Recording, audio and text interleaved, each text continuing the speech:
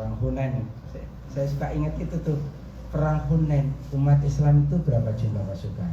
12.000. Berapa musuh? 4.000.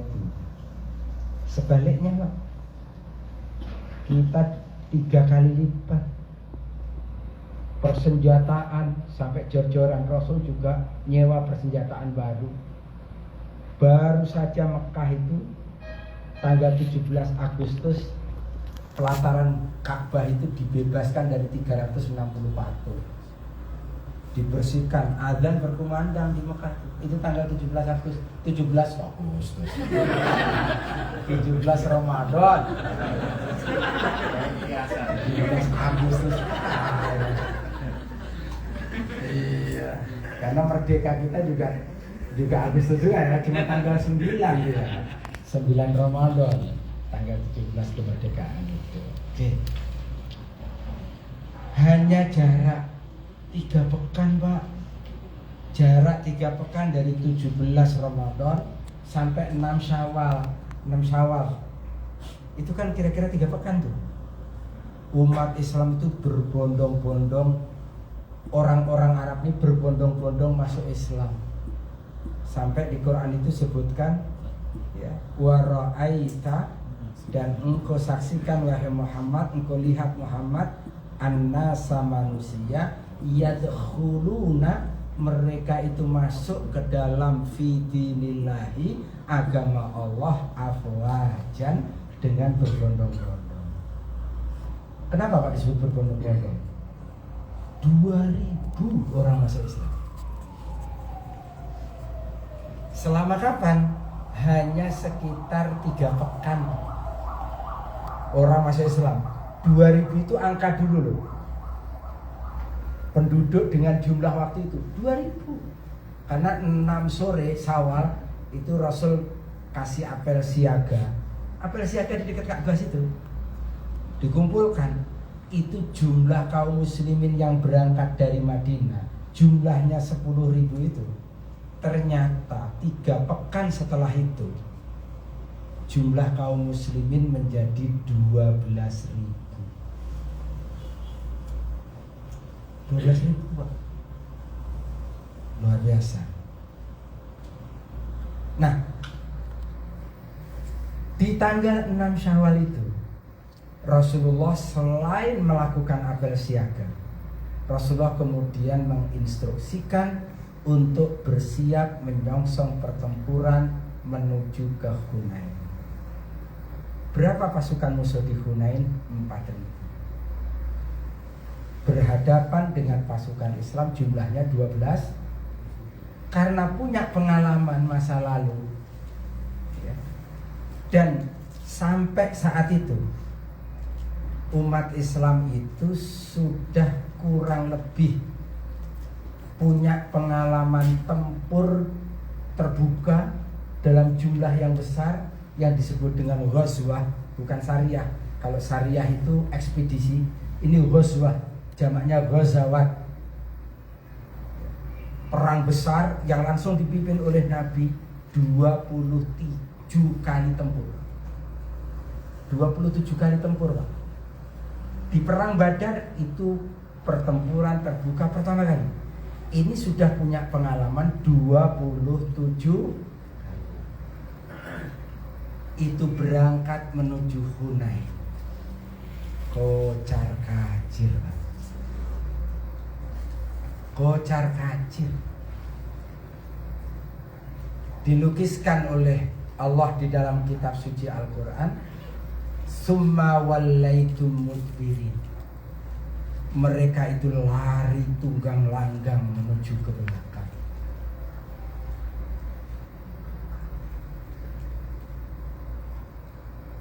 Teks ayatnya Allah menyebutkan laqad nasarakumullahu fi mawatina katsiratin wa yauma hunain id a'jabatkum kathratukum falam tughni ankum syai'an. Jumlah kalian yang banyak itu, yang 12.000 itu tidak bisa memberikan manfaat sedikit pun syai'an kepada kalian.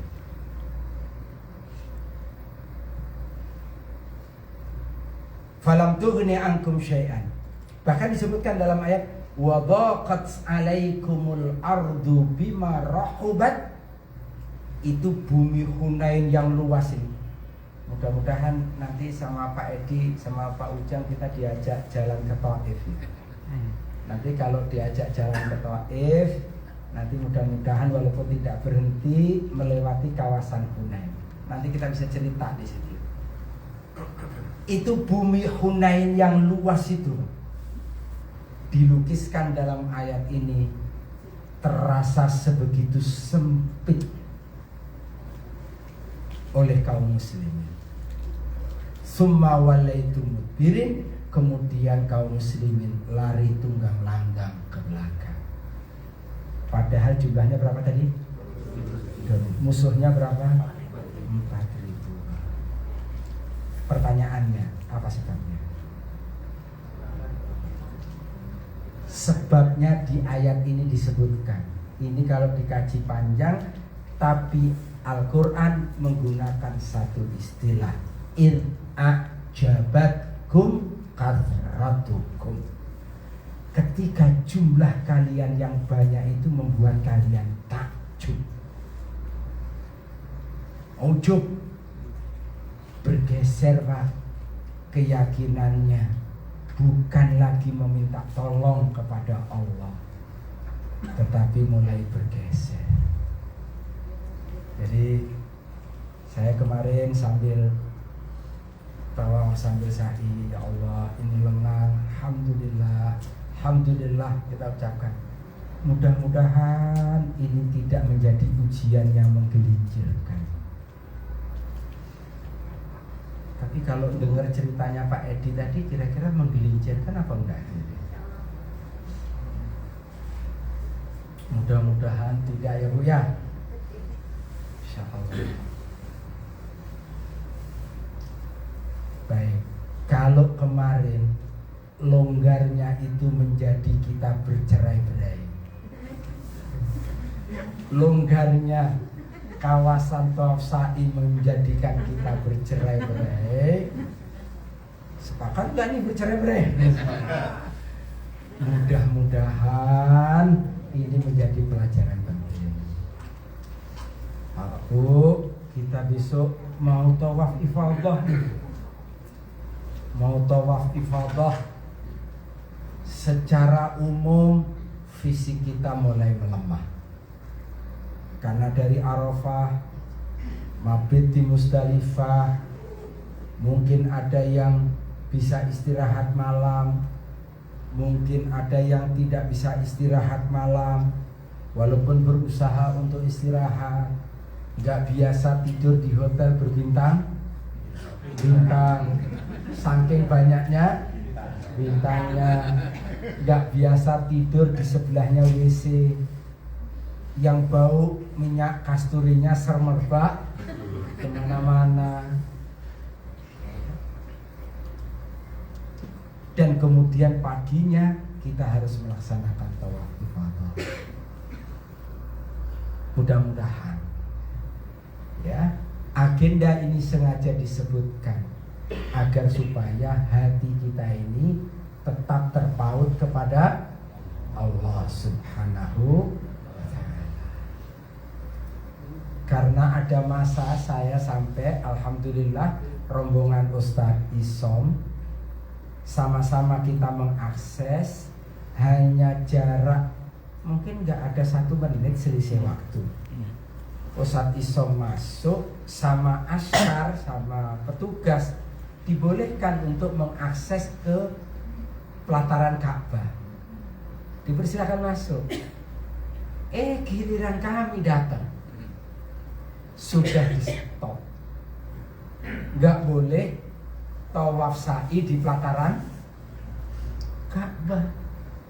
Sementara banyak yang sepuh, banyak yang berat. Saat itu ujian keimanan. Rasanya begitu kemudian di stop agak dek di sini. Tapi kembali lagi keimanan ini harus mengatakan, kuat tidak kuat, lancar tidak lancar, la haula Akhirnya kami komandoi, bismillah, kita ke lantai atas. Ada yang nanya, berapa kilo Ustaz sekali putaran? Ya kan harus dijawab jujur kan? Harus dijawab jujur kan? 1 kilo lebih sekali putaran. Berapa Prof sekali putaran? Berapa tadi? Satu yang bawah. Yang atas Pak. 1,7. 1,7. Iya. Lantai 3. Lantai 3 1,7. 3,4. 1,4. 3. 1 kali putaran. Banyak banget. Iya, 1,7 kalau kali 7 Pak. Belum sainya. Belum sainya. Tapi kita harus punya keyakinan. Lah, apa kita mengucapkan tiap hari la haula wala quwata illa billah? Apa? Kita mengucapkan itu. Dah, kita kondisikan mental. Melihat rombongan yang bis 2 sudah masuk, ini dilarang tanpa diberikan alasan kenapa dilarang.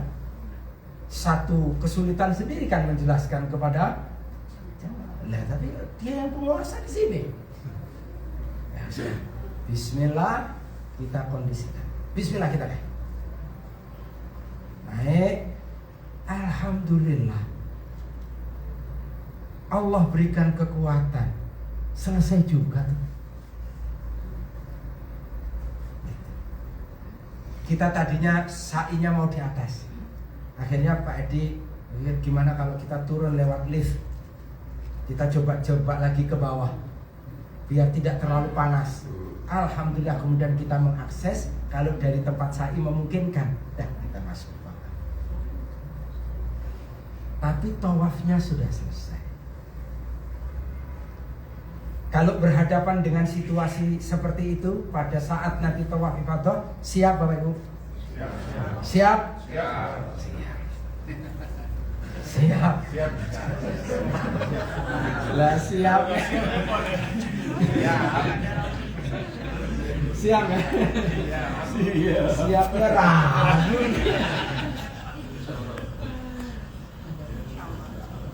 Ya Allah. Disitulah ujian. Dan itulah hidup. Maka oleh karena itu ya Bapak dan Ibu ya alhamdulillah waktu itu nggak terlalu beda-beda jauh juga. Selesainya saya kalau tidak salah itu mungkin Pak Edi ingat, kalau saya tidak salah justru balik ke hotelnya duluan bis 1. Ternyata bis 2 dapat ujian berikutnya. Sudah jawab aja. Itu qadarullah Pak. Bis 1 itu bisnya mengakses ke titik di mana jamaah harus dijemput keluar dari Masjidil Haram. Mudah. Bis 2 itu masuk, buang, masuk, buang, masuk, buang. Ya Allah, berpanas-panas ria. Berpanas-panas ria. Sampai di hotel duluan satu Pak. Ini yang langganan. Saya biasa 1, biasanya satu som, biasanya bis 2. Begitulah cerita. Saya hanya ingin mengatakan, ayo kita ambil pelajaran dari kemarin. Kayaknya yang paling agak seru itu, saya nggak pernah tuh waktu sa'i lari depan, lari ke belakang, lari depan, lari ke belakang, menghadap orang, masuk sini. Kayaknya baru kemarin tuh sadar. Biasanya saya di depan ngikut aja tuh. Ini kagak ada yang ngurut di pasukan. Ini pasukan kagak ada yang ngurut. Ya saya maju belakang akses air Zam-Zam. Saya bilang yang di depan berhenti kan. Kita kita berhenti. Begitu kita berhenti, kita mengkondisikan belakang. Yang depan kabur duluan. La haula wala quwata illa billah. Ujian.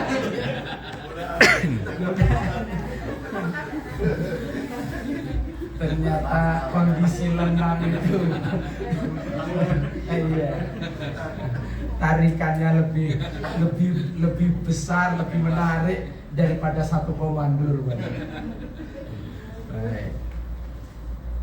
Bapak-bapak dan ibu, inilah ya, mudah-mudahan kita selalu siap ya. Dan ini adalah didikan, dan ini kan sebenarnya hidup ini begini kan ya. Kehidupan ini ya begini kan. Kalau kita lihat tawaf itu ya, tawaf ya, mau masuk Hajarul Aswad, ya Allah berat, kemudian bergerak ke Maqam Ibrahim mulai berat, apalagi di dekat Multazam berat, terus sampai Hijr Ismail. Begitu lepas Hijr Ismail, lengang, mulai Rabbana Atina fid dunya hasanah, mulai berjuang lagi, kemudian berat, lengang lagi. Begitulah hidup ini. Al-yauma nudawiluha bainan nas. Hari ini memang dipergilirkan oleh Allah di antara manusia. Kadang ada yang di atas, kadang ada yang di bawah. Apa kata Ahmad Albar? Hidup bagaikan roda apa? Roda pedati. Itu sebenarnya bukan Ahmad Albar itu sebenarnya Mas Taufik Ismail itu yang bikin syairnya, kemudian digubah oleh Ahmad Albar. Begitulah. Mudah-mudahan kita ini nanti apapun yang terjadi ya, ketika lagi kita dihadapkan dengan kesulitan, kita tetap ingat sama Allah. Kalau ada kemudahan, jangan lupa nih, jangan gampang aja bergeser. Insya Allah. Yang lancar, jangan aku dong. Yang tahalulnya lama, jangan ngedumel. Gitulah kira-kira. Ini penting. Ini penting. Kita ini sedang perjalanan ibadah. Baik. Ini yang pertama. Nah, saya ingin tutup yang pertama ini dengan mengingatkan kita bahwa syukur itu dimensinya ada 3.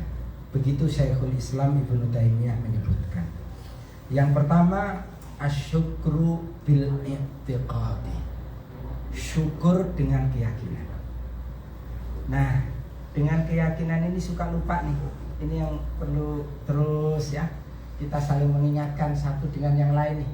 Syukur dengan keyakinan. Syukur dengan keyakinan. Yang lagi diberikan kemudahan, jangan bergeser. Bahwa kemudahan ini datangnya dari Allah. Yang sedang dihadapkan dengan kesulitan, jangan bergeser. Kesulitan itu ada dalam genggaman Allah. Allah berikan musibah kepada kita. Ya, dengan keyakinan kalau Allah mudahkan, tidak ada yang bisa menghalangi. Kalau Allah menyulitkan, tidak ada yang bisa menghalangi pula. Keyakinan ini mesti terus dijaga. Kemudian yang kedua, asyukru bil lisan, bil qauli. Syukur dengan lisan. Alhamdulillah. Jangan segan-segan terus kita mengucapkan alhamdulillah, alhamdulillah, alhamdulillahilladzi bi ni'matihi tatimmu shalihat. Lagi kesulitan, alhamdulillah, bacanya apa? Ala kulli hal. Coba diulangi. Alhamdulillahi ala kulli halin. Terus kita baca ya. Alhamdulillah ala kulli hal. Biar tenang hatinya.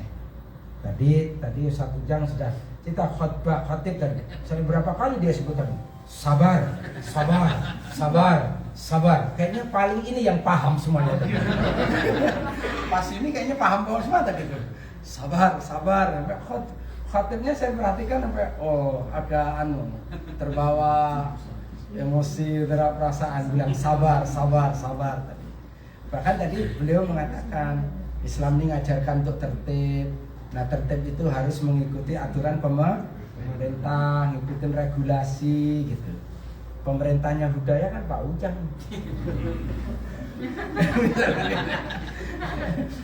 Gitu kira-kira. Nah, Amir Safar, Amir Safarnya Ustadz Ujang nih Pak Direktur gitu kan, kira-kira. Nah, maka oleh karena itu Pak Ibu, kita terus mengucapkan dengan lisan. Kemudian yang ketiga syukur itu harus kita buktikan dengan amal perbuatan. Ini yang pertama, yang kedua ini juga nanti tadi Pak Edi tadi sudah bilang, insya Allah nanti ada ujian baru karena akan kedatangan kita tadi teman-teman kita dari Syaka, ya. Syaka insya Allah akan bersama dengan kita di sini dan juga akan bersama dengan kita insya Allah di Arafah. Mudah-mudahan, nggak tahu kita nanti, tapi kemungkinan akan bersama dengan kita di Arafah, ya. Teman-teman Saka nih. Tapi kalau di Mina tidak dalam satu tenda. Nanti juga akan datang dari saudara-saudara kita dari Cakra, Surabaya, dari Cakra akan datang. Dan kalau Cakra ini akan bersama dengan kita di sini, bersama dengan kita di Mina tanggal 8 hari Rabu insya Allah, akan bersama dengan kita di Arafah nanti di B1 bersama dengan kami, nanti juga akan bersama tawaf ifadah insyaallah, akan bersama lempar jumroh, sampai akan bersama pada saat nafar sani nanti balik lagi ke sini. Baru setelah itu kita berpisah dengan Cakra. Oleh karena itu kita mesti lapang dada untuk kebersamaan, ya, untuk kebersamaan. Sekali lagi satu poin, kalau ada yang ngeselin, ada yang macam-macam, ya, jangan-jangan yang ngeselin kitanya nih.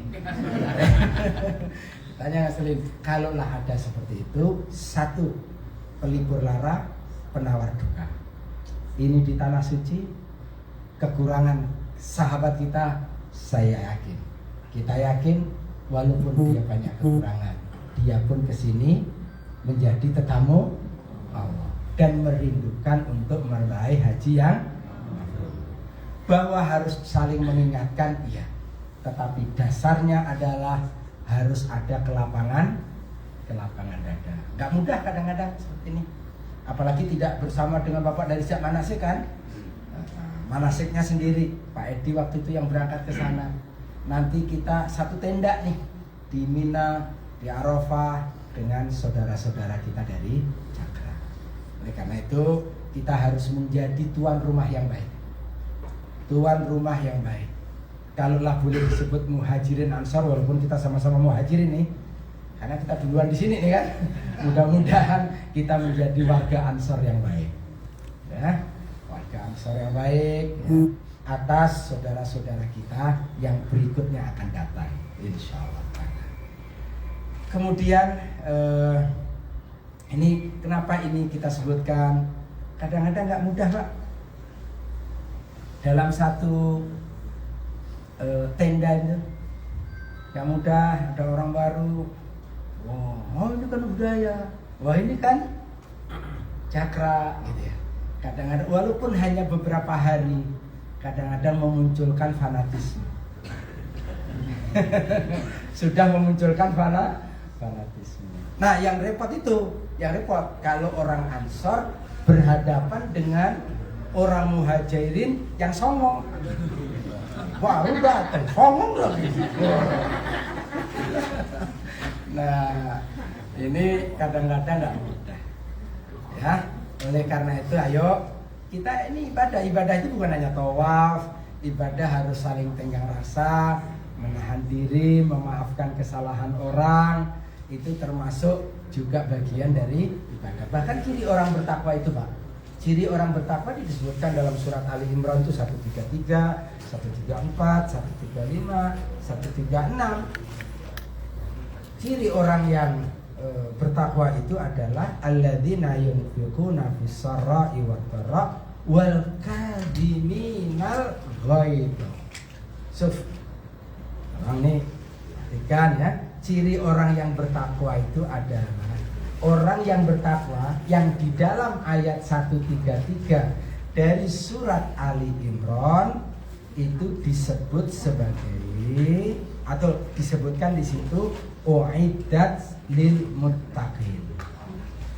Ya, disebutkan di situ orang-orang bertakwa itu dianjurkan wasari'u ila magfiratin mir rabbikum wa jannatin arduhas samawati wal ard, surga yang luasnya seluas langit dan bumi itu. Silahkan dibagikan dulu kalau gitu. Ini ujian. Pak Sidik bikin ujian. Silakan.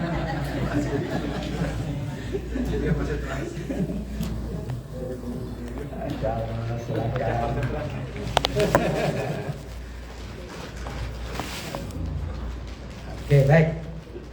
Surga yang disebutkan seluas langit dan bumi itu wa'iddat lil muttaqin, diperuntukkan bagi orang-orang yang bertakwa. Siapa orang yang bertakwa? Bapak-bapak, kadang-kadang nggak pernah bayangkan kalau orang bertakwa itu ternyata di situ di gugusan ayat ini ada 4 ciri orang bertakwa. Senantiasa berinfak. Nah, yang kedua nih, kalau senantiasa berinfak agak kebayang tuh. Tapi yang kedua nih, ternyata ciri orang yang bertakwa itu wal kadhiminal ghaidh, mampu menahan amarah. Ya, insyaallah ya, ibu-ibu siap menahan amarah Bu? Walaupun ada yang songong, pendatang baru songong, siap menahan amarah. Kalau bapak-bapak enggak ya, biasa aja kan Bapak ya.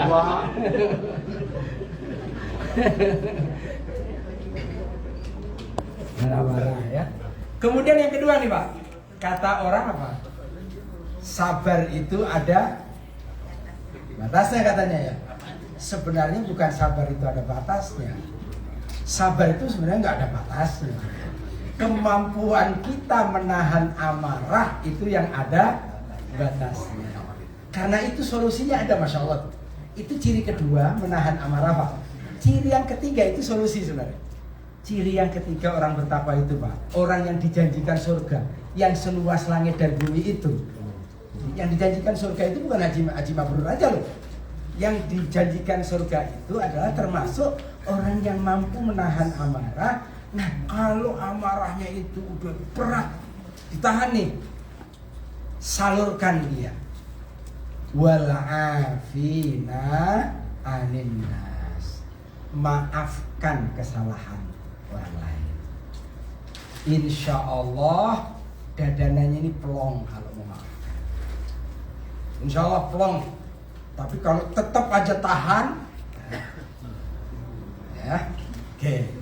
Jadi dua nih, insya Allah kita sambut kedatangan saudara-saudara kita dari Syaka maupun saudara-saudara kata dari Cakra. Bahkan ini nanti Pak Bu, nanti ya kita nggak tahu. Kita nanti datangnya ke Arafah itu duluan atau belakangan. Itu pernah. Kita datangnya dapat belakangan. Mereka duluan. Dikuasai semua itu. Habis. Nah, yang baru datang emosi dah. Yang udah. Apalagi antara jumlah jamaah dengan jumlah kasur pada saat itu ternyata tidak berbanding. Jumlahnya tidak sama, kurang, yang mudah menyulut. Ingat, ciri orang bertakwa adalah mampu menahan amarah. Amarah tidak boleh dihilangkan, tapi harus pandai menahan amarah. Yang kedua, maafkan kesalahan orang. Baik, ini yang kedua, karena nanti insya Allah mau datang. Kemudian yang ketiga, Bapak dan Ibu agak cepat ini waktunya. Ya, bagaimana? Oke, yang ketiga nih, yang ketiga, Bapak dan Ibu, ini bukan apa ya? Apa istilahnya ya? Bukan canda, nggak boleh, gitu kan ya? Nyuci boleh mungkin Pak Ujang, nyuci boleh ya? Nyuci boleh. Ya. Ibu-ibu terasa di rumah sendiri kata Pak Edi kalau ketemu cucian kan. Apalagi nanti kalau pulang dari Mina nanti, insya Allah kita nyate di atas mudah-mudahan ya. Di atas. Oke. Silahkan itu semuanya kita lakukan.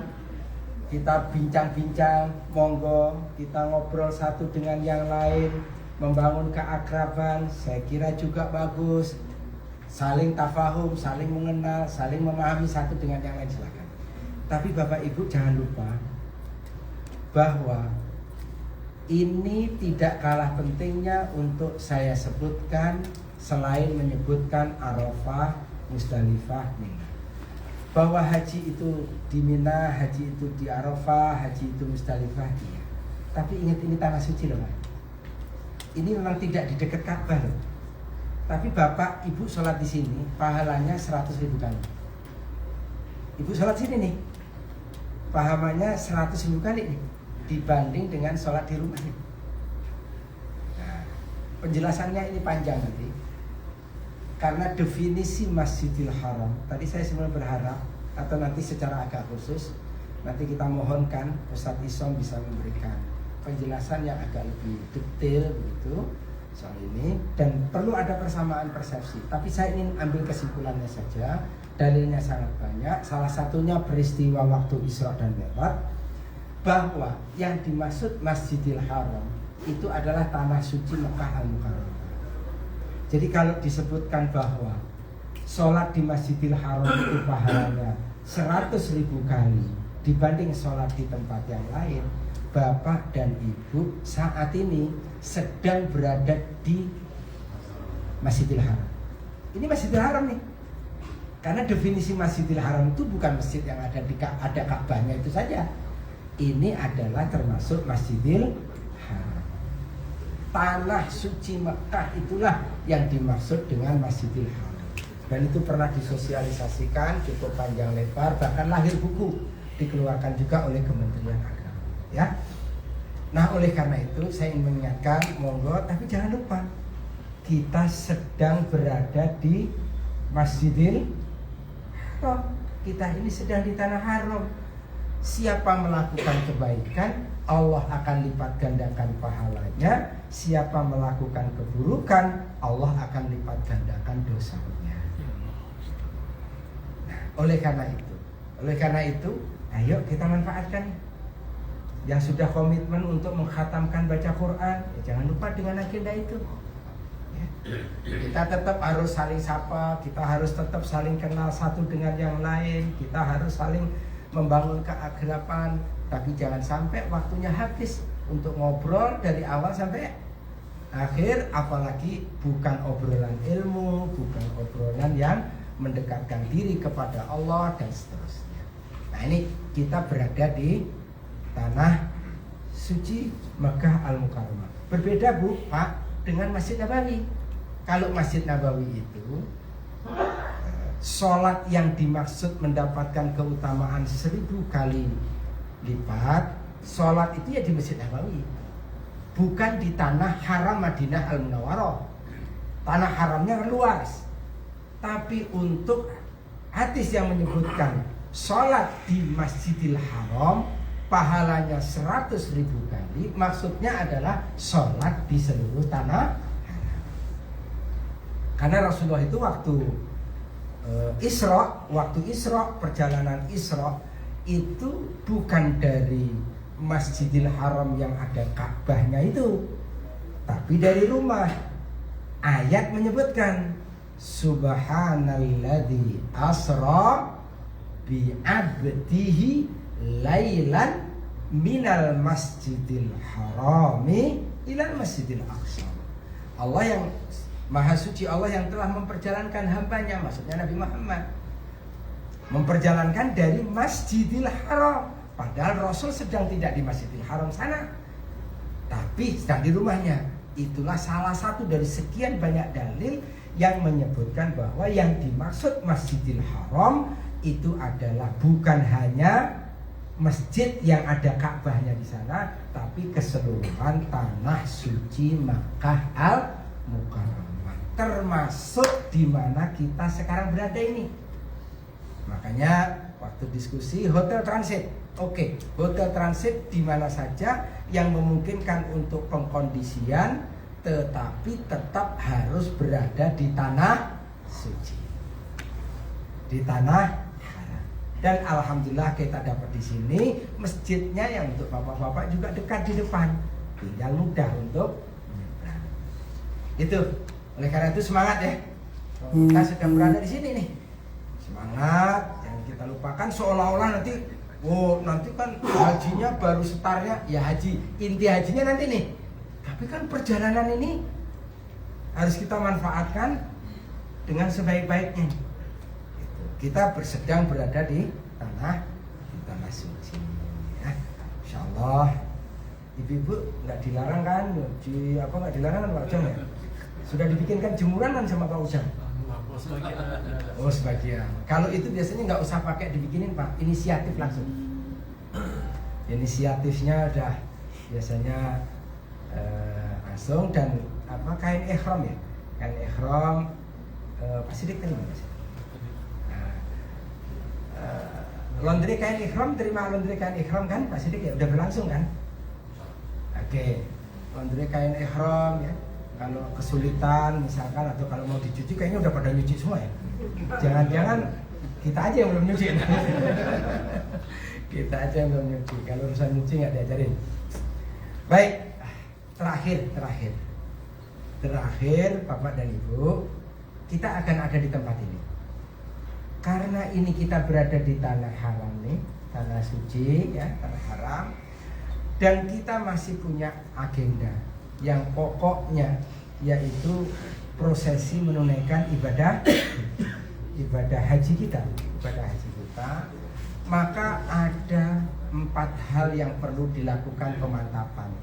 Ini bagian dari ikhtiar. 4 ya Pak. 1, insya Allah ini mulai besok nih, 1 sampai dengan hari Selasa. Insya Allah kita akan lakukan 4 hal di sini. 1, pemantapan manasik. Karena komitmennya adalah melaksanakan ibadah haji sesuai dengan sunnah. Tidak bosen-bosennya untuk dimantapkan manasiknya. Kita harus antisipasi kalau terjadi sesuatu. Semuanya harus mandiri dengan ilmunya. Walaupun kita dalam kebersamaan, kadang-kadang Ustadz Isom teriak di depan, belum tentu yang di belakang dengar. Gitu. Ketika menjelaskan, maka perlu ada kemandirian, dan kemandirian itu harus dibangun di atas dasar ilmu. Al ilmu qoblal qauli wal amal. Ilmu itu sebelum berkata dan beramal. Ilmu itu harus kita dahulukan. Khudhu anni manasikakum, ambil dariku manasik kalian. Oke, kita harus ada kemandirian. Kadang-kadang pembimbing di depan, maka Ustaz depan, saya coba mondar-mandir ke depan, ke belakang, coba menyambungkan agar kemudian mengingatkan sekurang-kurangnya. Kadang-kadang manasik sudah diikuti, ilmu ada, tapi begitu praktek di lapangan, jangankan kok yang lain-lain. Wong sudah lewat Hajar Aswad aja lupa Bismillahirrahmanirrahim. Itu kan paling pokok, itu aja kadang-kadang lupa. Gitu. Begitu kemudian rukun Yamani itu loh, saking keasikan apa, Robbana atina fid dunya hasanah juga lupa. Nah, disitulah pentingnya kemudian saling mengingatkan. Tapi ini kan akan mudah untuk diingatkan kalau memang dasarnya kita sudah ada ilmunya. Oh iya ya. Maka harus ada pemantapan manasik. Insya Allah ada pemantapan manasik. Kemudian yang kedua Pak, pemantapan fisik. Pemantapan fisik mungkin nanti akan ada arahan juga dari dokter yoga, nanti dari Prof Yoga akan ada arahan, dan juga selama ini sudah berjalan juga ada konsultasi macam-macam segala macam. Perlu ada di camp seperti ini ada maksud. Di camp seperti ini ada maksud agar betul-betul visi kita siap pada waktunya. Kemudian yang ketiga, perlu ada pemantapan rohani. Perlu pemantapan rohani dan insya Allah nanti Ustadz Isom akan mengajak kita untuk menjelajah lebih jauh lagi, lebih dalam lagi soal manasiknya. Kepada saya diberikan amanah oleh Hudaya Safari, oleh Pak Ujang sama Pak Edi nanti untuk menghadirkan tentang persiapan hidup sesudah mati. Bahwa haji ini menyelesaikan masa lalu, haji ini untuk menatap masa depan. Dan kita coba akan dalami bagan yang pernah kita sajikan secara sekilas waktu di manasik. Dengan maksud kita tahu nanti saya itu di Mina ingin dapat apa. Saya itu nanti kalau di Arafah itu betul-betul ada kesempatan di Arafah, saya harus menyelesaikan apa. Kadang-kadang orang itu istighfar, tapi yang diistighfar itu apa? Gitu. Kadang-kadang orang itu mohon ampun, tapi mohon ampunnya ada yang paling membahayakan pada dirinya untuk kehidupan dunia akhiratnya, tapi karena dia tidak paham, maka kemudian dia tidak memerlukan untuk memohon ampun atas semua itu. Tapi justru yang tidak terlalu sangat berbahaya tapi tidak terlalu berbahaya, justru kemudian dia memohon ampun atas itu karena dia paham itu adalah berbahaya. Nah, insya Allah nanti akan kita coba untuk dalami ini bersama-sama tentang hisab itu apa, mizan itu apa, penduduk neraka permanen itu siapa aja, apa sebabnya menjadi penduduk neraka permanen, siapa enggak bakalan melepas dari neraka dan seterusnya.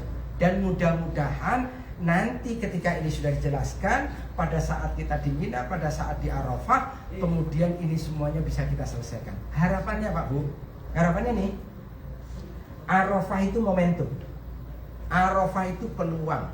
Mudah-mudahan keluar dari Arafah selesai seluruh masa lalu gelap kita.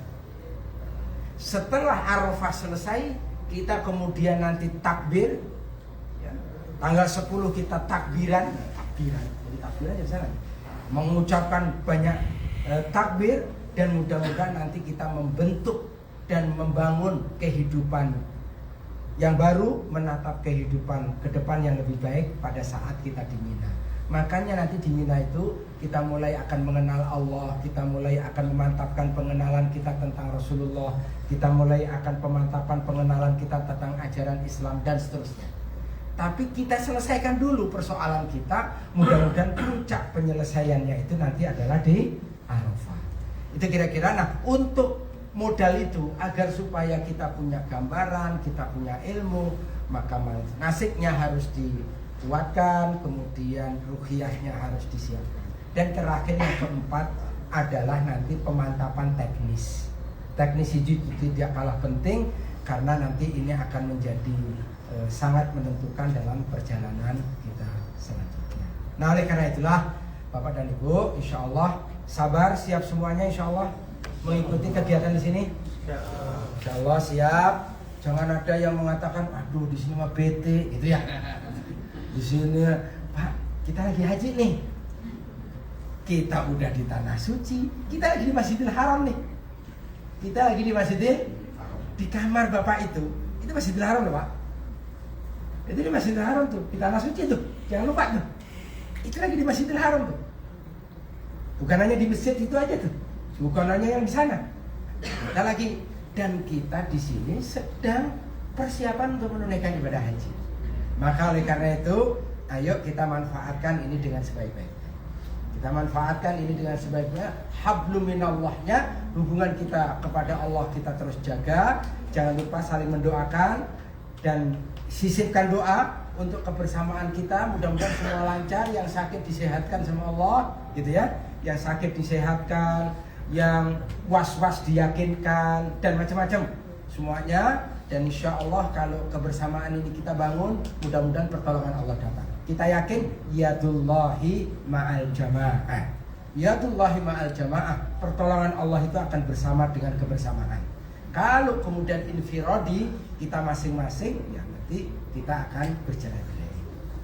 Saya kira ini yang bisa disampaikan, dan nanti kita sampaikan saja mungkin yang waktu ke Ustadz Isom agar juga bisa menjelaskan banyak hal. Ini ada pertanyaan-pertanyaan Pak mungkin muncul. Kenapa sih sholatnya kok dikosor? Itu. Tapi kok nggak dijamak sih? Kok dikosor? Gitu ya. Ibu-ibu di sini dikosor kan? Diimamin sama Ustadz Judan dikosor kan? Kok dikosor? Kenapa kok tidak dijamak dan seterusnya? Mudah-mudahan nanti ada sesi juga. Sehingga pokoknya perjalanan kita semua ini harus selalu didasarkan atas dasar ilmu. Harapannya nanti kalau pulang jangan begini kesimpulannya. Kalau kata budaya nanti itu. Kalau Ustadz Isom begini. Tapi dalilnya apa? Pokoknya apa kata Ustadz Isom? Nah, jangan begitu. Pokoknya kalau madhab budaya begini, pakai madhab lagi. Jangan begitu nanti. Jangan begitu. Kita harus berdasarkan ilmu. Kita harus berdasarkan ilmu. Semua harus kita jalani itu. Maka kita manfaatkan kesempatan ini untuk kita menimba ilmu. Saya kira 4 hal itu saja yang bisa saya sampaikan dalam kesempatan ini. Mudah-mudahan kita selalu waspada. Ujian yang enak maupun ujian yang tidak enak kita hadapi dengan cara yang benar, dan mudah-mudahan Allah berikan kesuksesan kepada semua kita insyaallah. Terima kasih. Assalamualaikum warahmatullahi wabarakatuh.